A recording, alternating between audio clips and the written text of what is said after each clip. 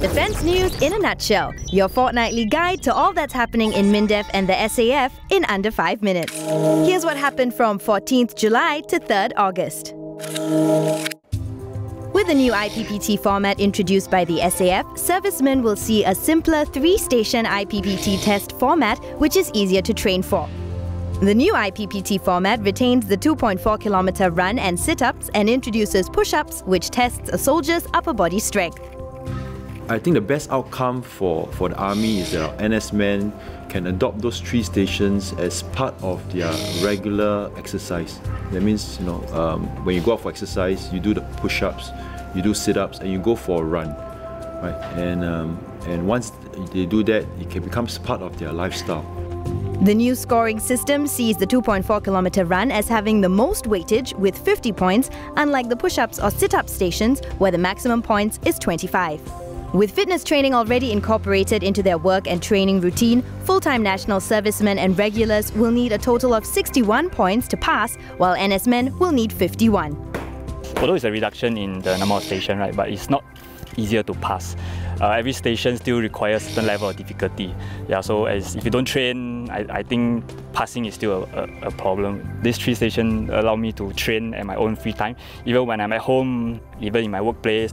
The SAF will launch the new and simpler IPPT format on 1st September, and it's expected to be fully implemented across the SAF in April 2015. 91 servicemen and women were appointed as senior military experts at the 7th SAF Senior Military Experts Appointment Ceremony at Safti Military Institute. The graduating cohort comprised 51 military experts from the RSAF, 14 from the RSN, and 12 from the Army, and 14 from Joint. Second Minister for Defence Chan Chun Sing, who officiated at the ceremony, emphasised the crucial role that military experts play in sharpening the SAF's capabilities with their specialised knowledge and deep expertise. The Republic of Singapore Air Force was in Nevada, US for an air combat training exercise hosted by the United States Air Force.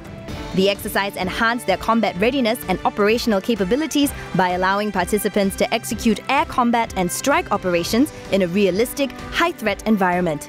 Exercise Red Flag, Nelis, also saw the inaugural participation of the RSAF's F-15SG fighter aircraft. The exercise was an excellent opportunity for the RSAF to benchmark itself against other leading air forces while highlighting the long-standing relationship between the United States and Singapore. Defence scholarships were given to 31 recipients from diverse backgrounds from Defence Minister Ng Eng Hen at the Istana. Among them were 6 recipients of the prestigious SAF Overseas Scholarship. 18 scholars were awarded the SAF Merit Scholarship, while 7 received the Defence Merit Scholarship. As the ultimate guarantor of Singapore's security, you are now part of the SAF and the MINDEF. Must make SAF remain a strong and credible force to protect us against all security threats and to give Singaporeans the confidence that our homeland and loved ones are safe. In accepting these scholarships today, you have pledged yourselves to serve this noble cause. The Navy welcomed their new Chief, Rear Admiral Lai Chung Han, during a change of command ceremony held at the Changi Naval Base. Rear Admiral Ng Chi Peng, who has been with the SAF since 1988, handed over the Navy's symbol of command to incoming Chief of Navy, Rear Admiral Lai. Cyber Pioneer extends its appreciation and well wishes to Rear Admiral Ng and congratulates Rear Admiral Lai on his new appointment. For more info on these stories, visit mindef.gov.sg.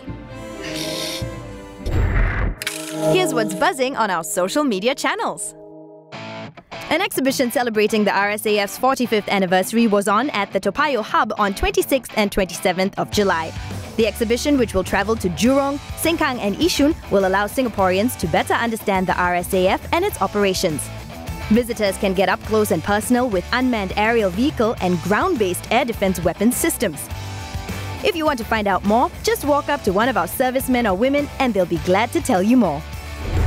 Well, that's our defense news in a nutshell. Get to know us more through our social media channels. This is Sonia from Power 98, signing off.